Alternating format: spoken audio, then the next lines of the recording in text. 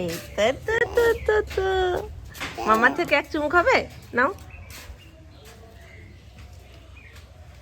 ভালো, ঠিক আছে। খেলছো এখন? একটু ঠিক লাগছে? দেখো বাবা মাম্মা। আর এই পাশে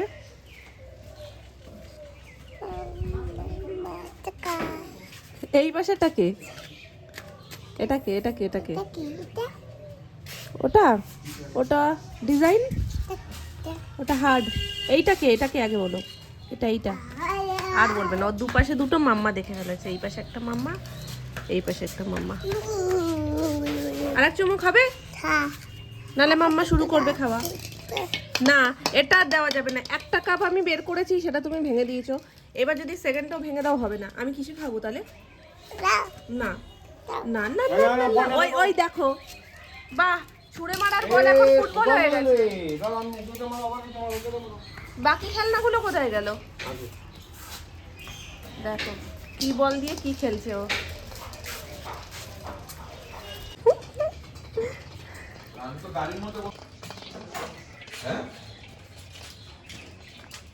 মর্নিং এভরিওয়ান, কেমন আছো সবাই? আইও সবাই খুব ভালো আছো, সুস্থ আছো। কালকের একটু অনিয়মের জন্য গলাটা যেন চিড়ে চিড়ে গেছে, ওই যে বলে না গলা ফুটো ফুটো হয়ে যায়, ওরকম হয়ে রয়েছে। কথা বলছি কেমন একটা লাগছে, মানে কালকে বেশি কিছু আমি ঠান্ডার খাইনি, তবে একটা মানে লস্যি মতন কিছু একটা করেছিল, যেটার হাফ গ্লাস খেয়েছিলাম। আর আইসক্রিমের 2-3 চামচ। এমনি যেহেতু হালকা হালকা ঠান্ডা মানে লেগেই থাকছে, ছাড়ছে আর না, তো ওটার জন্য কি হয়েছে, ওইটুকুতেই অনেকটা। তো এমনিও লস্যিটা খুবই মানে কড়া ঠান্ডা ছিল। তো সেই সব মিলিয়ে যাওয়া আসা, দুদিন ধরে রাত মানে এরকম ঠান্ডার মধ্যে রাত্রি বেলা বাইরে, তো সব মিলিয়ে মিশিয়ে ব্যাপারটা হয়ে যায়। যাই হোক, ওটা আর একটু সময়ের সাথে সাথে ঠিক হয়ে যাবে। গান করে এই জাস্ট বেরোলাম। আজকে আর আমার সাহসও কোলালো না যে আমি আজকে মাথা ঘষবো, যদিও স্প্রে দেওয়া রয়েছে বলে আজকে ঘষলেই ভালো হতো, কিন্তু কিছু করার নেই, শরীরটা আগে। এখন যদি আমি মানে এই কদিনের প্রচুর জিনিস রয়েছে যেগুলো কাচাকুচিরও রয়েছে, সেটা করে শ্যাম্পু করে তারপর বেরোই, তাহলে আমায় আর দেখতে হবে না। কালের নতুন গোলাপ গাছে দেখো হলুদ ফুলটা কি সুন্দর ফুটেছে, অনেকটা দূর এখান থেকে, ওই জন্য যেতে পারছি না। একই লাইনে অনেকগুলো কালার রয়েছে, সাদা, গোলাপি, লাল। এই যে পরপর পরপর যে গাছগুলো দেখছো সব কুড়ি এসছে, তবে হলুদটার কুড়িটা বড় ছিল বলে ওটাই আগে ফুটে গেছে। কোথাও ঘুরতে গেলে তার রেশ মোটামুটি 2-3 দিন তো থাকবেই। প্রথমত তুমি যদিও ভুলতে চাও, তোমার জামাকাপড় তোমায় ভুলতে দেবে না। তারপর তুমি হাঁটা চলা যেখান থেকেই যা করবে না কেন, তোমার জামাকাপড় তোমার দিকে এমনভাবে তাকিয়ে থাকবে যেন তুমি কিছু একটা অপরাধ করে ফেলেছো, তাদেরকে এখনও পর্যন্ত ঠিকঠাক করে জায়গা মতো না রেখে। সো যাই হোক, এক বালতি জিনিসপত্র বেরিয়েছে। শীতকাল মানেই জিনিস আরও বেশি বেশি বেরোয়। তো এক লট জামাকাপড় সকালবেলায় প্রথমে কাচা হয়েছে, আর সেগুলো সব তুলে ঠুলে আবার আর এক লট মেলা হচ্ছে। তার জন্য ক্লিপগুলো আমি রাখার জায়গা পাচ্ছিলাম না, জামার মধ্যে ক্লিপ সব ঝুলিয়ে নিয়েছি। এখান থেকে আমার সুবিধা হবে যে চটজলদি করে সব কটাতে ক্লিপ দিয়ে দেওয়ার। আর হাতটা আবার আপাতত ফাঁকা দেখছো, হয়তো ভাববে যে দিদি তোমার হাত কেন ফাঁকা। তো সবটাই ওই শ্যাম্পু জলে ভিজিয়ে রেখেছি, মানে শাখা পলা সবটাই শ্যাম্পু জলে ভিজিয়ে রেখেছি, যাতে একদম স্নান টান করে, মানে স্নানের আগে ভিজিয়েছি, এখন স্নান টান করে শ্যাম্পু ট্যাম্পু করে নিয়েছি, এবার গিয়ে পরবো। তো এই জন্যই আমার আপাতত হাতটা একটু ফাঁকা দেখছো। তো নিজে গিয়ে জলদি পরে নেব। আর মোটামুটি বিয়েবাড়ি মিলিয়ে মিশিয়ে দিনগুলো এত ভালো কেটেছে, মনের দিক থেকেও সেইগুলো ভাবলে খুব মিস করছি যে কত সুন্দর সবাই মিলে একসাথে হই হই করছিলাম। তো সেই দিনগুলো কিভাবে চলে যায়, ভালো দিন যেতে দেখবে সময় লাগে না, আর খারাপ সময় মনে হয় এক একটা মিনিট যেন এক একটা যুগের সমান হয়ে দাঁড়ায়। তবে যাই বলো, জামা কাপড়গুলো সব ধুয়ে ঠুয়ে গুছিয়ে গাছিয়ে রেখে দিলে মনে হয় বিশাল বড় একটা কাজ হয়েছে। দাঁড়াও, তোমাদেরকে ছাদে একটা জিনিস দেখানোর আছে, যেটার জন্য আগের দিন এত দুঃখ করছিলাম, সেটা চলে এসছে আমাদের ছাদ বাগানে আবারও। এই রঙের কাগজি ফুলটা যেহেতু গাছটা নষ্ট হয়ে গেছিলো, যার কারণে আরও একটা কাকুর গাছ থেকে রাখা হয়েছে। আর এর পাশাপাশি এই কালারটাও দেখো কি মিষ্টি না, হলুদটা তো আছেই, এই দুটো কালার আবার নতুন করে রাখা হয়েছে, হেভি মিষ্টি। এই কালারটা তো সুন্দর বটেই, এই কালারটাও খুব সুন্দর। এবার আর ওই সাইডটাতে রাখা হয়নি, যেদিকটা রোদ পড়ে সেদিকেই রাখা হয়েছে, কারণ এই গাছের গোড়ায় রোদ না পড়ে পড়ে আমরা যতদূর ভাবি যে ওটা নষ্ট হয়েছে গোড়াটা। তো অনেক বড় গাছ ছিল, ওর মায়া হয়তো ত্যাগ করতে পারবো না, আবারও এটা বড় হয়ে যাবে, ওই বড় টবেই ওই জন্য বসানো হয়েছে, যাতে একেবারে গ্রোথটা হলেও ব্যাস আর মাটি চেঞ্জ না করতে হয়, গোড়া খুঁচিয়ে সার দিলেই হয়ে যায়। হাত ভর্তি মেলা, এ মাথা থেকে ও মাথা। সকালবেলা এক লট ছিল, সেগুলো সব শুকিয়ে গেছে, তুলে আবার আর এক লট, মানে ছাদ ফাঁকা যায় না। আর কোথাও বেরোলে তো একেবারেই ফাঁকা যায় না। কোথাও যাওয়া ঠাবার থাকলে সকলের জামা কাপড় থাকে, সকাল থেকে মামুনি সোনামার কাঁচাগুলো মেলে দেয়, সেগুলো মোটামুটি হাফ বেলায় শুকিয়ে যায়। তারপরে এই যে মেলে দিয়েছি, এইগুলো শোকাতে শোকাতে কালকে, মানে হাফ শুকনো এখন হবে, আর বাকি শুকনোটা কাল সকালবেলা রোদটা পাবে, তারপরে হবে।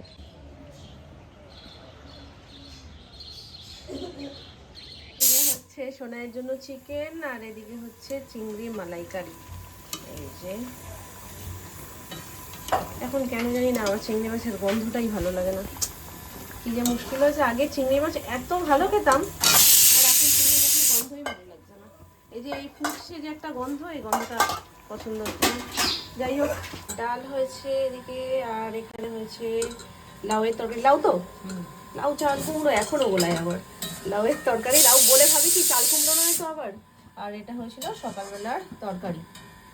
এরই মাঝে একটা দারুণ খবর তোমাদের সাথে শেয়ার করা হয়নি, সেটা হচ্ছে ও বাড়ির যে বলছিলাম গৃহপ্রবেশের ডেট ঠিক হচ্ছে, গৃহপ্রবেশের ডেট ঠিক হয়ে গেছে, আর আজকে তোমাদের সাথে আমি ডেটটা শেয়ার করব। তবে তার আগে বলে রাখা ভালো, যে বলে না তুমি যদি মন থেকে সত্যিই কিছু চাও, আমি এতদিন তোমাদের হয়তো বলেছি এটা সেটা হচ্ছে, মানে যতবার ঠিক হচ্ছে কিছু না কিছু একটা হয়ে যাচ্ছে, তো ঠাকুরই হয়তো চান না যে কোনোভাবে সোনামারা এই বাড়ি থেকে ওই বাড়িতে শিফট করুক, বা আমরা মানে এত তাড়াতাড়ি আলাদা আলাদা থাকি। আলাদা দেখো মন থেকে আমরা কোনোদিন হতে পারবো না, পরিস্থিতির কারণে এখন ওই বাড়িটায় তাড়াতাড়ি করে মানে যাওয়াটা খুব প্রয়োজন। তার কারণ আগেই বলেছি, ওই বাড়িতে সব কিছুই মোটামুটি গ্যাস ওভেন থেকে শুরু করে সমস্ত কিছু লাগানো হয়ে গেছে, রান্নাঘর সমস্ত কিছু একদম কমপ্লিট। ফল সিলিংয়ে এখন যদি মানুষ না থাকতে শুরু করে, ওখানে সব থেকে বেশি এখন মানুষের থেকে বাসা হবে টিকটিকি, নালে আরশোলা, নালে পোকামাকড়, এরা বাসা করবে। তো সেটা কি, মানুষ যখন থাকতে শুরু করে দেয় তখন সেই প্রবলেমগুলো আর থাকে না। তখন যে না ঠিক আছে, পয় পরিষ্কার হয়, রেগুলার থাকা হয়, তাতে আর রেগুলার ব্যবহার হয়, জিনিসপত্রগুলো ঠিকঠাক থাকে। ইভেন যেগুলো ওয়ারেন্টির মধ্যে রয়েছে, ওয়ারেন্টিগুলো সব চলে যাচ্ছে। বুঝেই উঠতে পারলো না জিনিসগুলো কীরকম কী কাজ করছে না করছে। এরপর যখন ওটা ব্যবহার করবো, যদি কিছু একটা প্রবলেম হয়ও, তখনও কিছু করতে পারবে না। আর এই যে পেছনে ব্লেজারটা দেখছো, এটা বাপের আপাতকালীন রাখার জায়গা হয়েছে একটা, কারণ ওপরে রাখা হবে, তার আগে এখানটায় ঝুলিয়ে রাখা হয়েছে। তো এই জন্য তোমরা এটা উদ্বাস্তুর মধ্যে এখানে ঝুলতে দেখছো। তো যাই হোক, সেই সমস্ত কারণ মিলিয়ে মিশিয়ে আমাদের সত্যি কথা বলতে কারোরই, সেটা আমাদেরও না সোনামাদেরও না, যে খুব বেশি যাওয়ার তাড়া কারোরই নেই। শুধু একটাই কারণ, যে ওই জিনিসগুলো নষ্ট হয়ে যাচ্ছে, সেই জন্য যাওয়ার তাড়া, বা সেটা করতে হচ্ছে। সকলে বলছে যে এবার তো জিনিসগুলো নষ্ট হয়ে যাবে, আর কবে যাবে। তো সেই সব কারণ মিলিয়ে মিশিয়েই যে না এবার যেতে হবে। সে আজকে গেলেও কষ্ট হবে, 5 মাস পরে গেলেও কষ্ট হবে, কষ্ট তো হবেই। তো এই সমস্ত ভেবেচিন্তেই যে না ঠিক আছে, তাহলে সব ডেট ফেট দেখা হোক। তো আমাদের এর মধ্যে প্রচুর মানে আর কি দেখা টেকা হয়েছে, হওয়ার পর ফাইনাল হয়েছে এটা ডিসেম্বর। আর এই ডিসেম্বরটা তো কটা দিনই বাকি রয়েছে, জানুয়ারি বাদ দিয়ে ফেব্রুয়ারির 1 ফেব্রুয়ারি আমাদের ডেট ঠিক হয়েছে গৃহপ্রবেশের। আম্পু সৌরভ যেদিনকে আসলো নিমন্ত্রণ করতে ওদের অ্যানিভার্সারি, সেদিনকে যখন ফার্স্ট আমরা এটা বলি যে তারা হয়তো 1-8 দিন আগেই আমাদের এটা ঠিক হয়েছে, তো তারপরে তো এইসব বিয়েবাড়ি চক্করে তোমাদের আর শেয়ার করা হয়নি। আর এখন আমি ওই জন্য সবার আগে, যে তোমরাও এক্সাইটেড যে ওই বাড়িতে কবে যাওয়া হবে, কবে গৃহপ্রবেশ, তার আগে প্রচুর কাজ আছে, তো সেই সমস্ত মিলিয়ে মিশিয়ে তোমরা ভীষণ এক্সাইটেড যে জানার জন্য। আমি ওই জন্য তোমাদেরকে তাড়াতাড়ি করে বলবোই ভেবেছিলাম, কিন্তু তারপর ওইসব পড়ে গেল বলে আর বলা হয়নি। তো ও যেদিনকে এলো, ওকে ও কথা জিজ্ঞেস করছিল যে ডেট ঠিক হচ্ছিল বলছিলে, তো ডেট কি ঠিক হয়ে গেছে? তো যেই বলেছি না 1 ফেব্রুয়ারি, ওর তো মনই পুরো খারাপ হয়ে গেছে। ও বলছে 1 ফেব্রুয়ারি করো না, ওটা ক্যান্সেল করো ডেটটা, কারণ আমার বিয়েবাড়ির একটা নিমন্ত্রণ রয়েছে। এবার যদি ওই দিনটা নিয়ে আমি অনেক কিছু প্ল্যান করে রেখেছি, আর সেই দিনেই যদি আসতে না পারি, তাহলে আমার মনটা ভীষণ খারাপ হয়ে যাবে। এবার শুনে আমাদেরও ভীষণ খারাপ লাগছে, মনটাই খারাপ হয়ে গেছিলো যে দেখো এত কষ্টে একটা ডেট পাওয়া গেছে, তারপরে যদি এরকম হয়। তো এরকম চলছিল। তারপর কি হয়েছে, তোমাদেরকে আমি শুরুতেই বলেছিলাম যে গৃহপ্রবেশের পার্টিকুলার ওরকম কোনো ডেট পাওয়া যাচ্ছে না। আর ইচ্ছে ছিল শীতেই সব কিছু করে নেওয়ার, যাতে গরমের মধ্যে দৌড়োদৌড়ি ছুটোছুটি অত, তার থেকে শীতকালে করে নেওয়াটা বেটার। তো সেই জন্য শীতের মধ্যে ডেট দেখা হচ্ছিল। এবার কি হয়েছে, শুরু থেকেই তোমাদেরকে বলছি না যে গৃহপ্রবেশের ওরকম পার্টিকুলার কোনো ডেট নেই, এই বছরে তো নেই গৃহপ্রবেশের ডেট। তো যেটা 1 ফেব্রুয়ারি আমাদের ঠিক করা হয়েছে, সেটা কিন্তু একটা শুভ দিন, মাঘী পূর্ণিমা যতদূর সম্ভব ওই দিনে। আমি ভুলও হতে পারি, তবে আমি শুনছিলাম সোনামার মুখেই যে সোনামা বলছিল। এখন বিষয় হয়েছে, সবাই বলছে যে এরকম একটা শুভ কাজ, মানে গৃহপ্রবেশ সারা জীবনের একটা ব্যাপার, নতুন বাড়িতে নিজের জীবন শুরু হওয়া সমস্ত কিছু। তো এই রকম একটা জিনিস গৃহপ্রবেশের ডেট না থাকলে শুভ দিন দেখে করাটা মনে হয় না ঠিক হবে। মানে গৃহপ্রবেশ যেহেতু, গৃহপ্রবেশের ডেটটা দেখাটাই হয়তো বেশি ভালো হবে। তো বড় মামা ফোন করেছিল, বড় মামা বলছে দেখ আমার তো সেরকম ইচ্ছে নেই যে এই দিনে যাবি তোরা, কারণ সারা জীবনের একটা ব্যাপার, নতুন একটা জীবন ওখান দিয়েই শুরু হচ্ছে আবার নতুন করে। তো গৃহপ্রবেশের ডেট দেখে যাওয়াটাই আমার মনে হয় ভালো। এবার পরে তোদের জীবন, তোদের পরবর্তী জীবন, পরবর্তী প্রজন্ম সব এইভাবেই তো এগোবে। তো সেই সমস্ত ভেবেচিন্তে আমার খুব একটা ইচ্ছা নেই। তো দেখ এবার তোরা যেটা ভালো মনে করিস সেটা। এবার বাড়ির বড়রা যদি কিছু বলে সেটাকে কখনোই মানে ছেড়ে রেখে অন্য কিছু ভাবাটা সম্ভবই না।